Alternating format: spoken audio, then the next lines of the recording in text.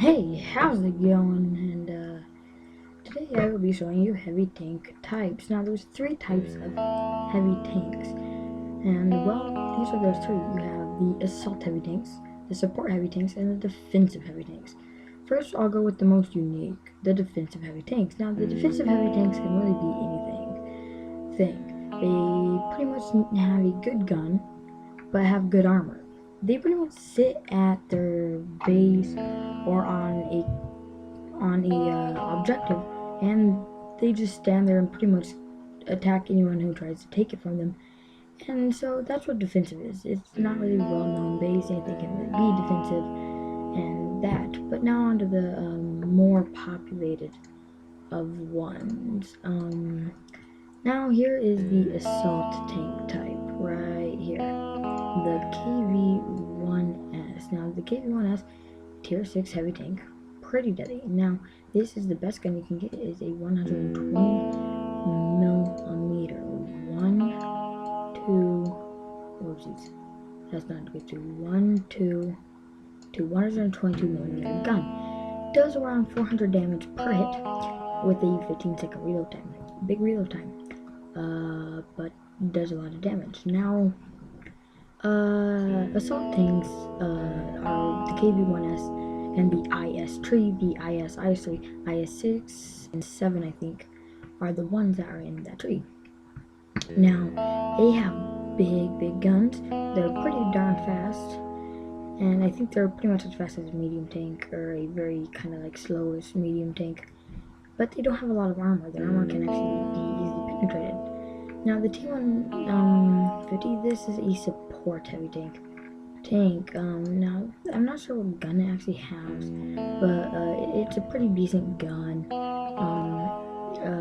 I actually technically just sold my KV-1S because I wasn't playing it at all.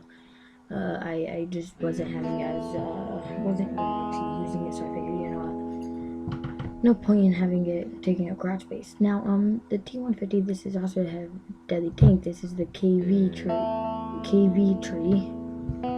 and that's that. So, anyways,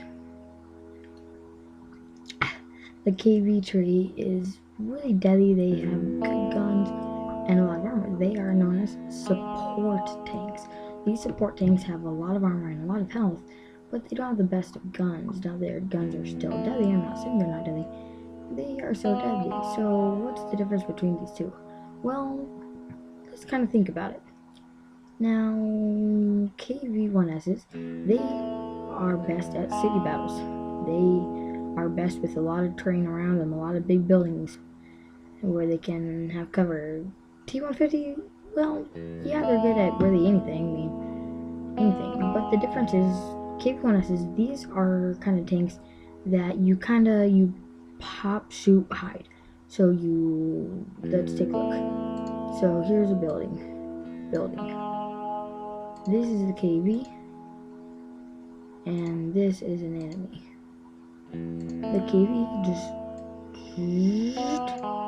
shoots, and then he comes back. He reloads, he comes out, shoots, and come back. While the T150, same green, and then enemy will be dark red. He just can come hit them hard, and just keep shooting. So they are kind of like World of Warcraft, MMO. They're like a tank. Technically, well, that's a stupid term because they are a tank.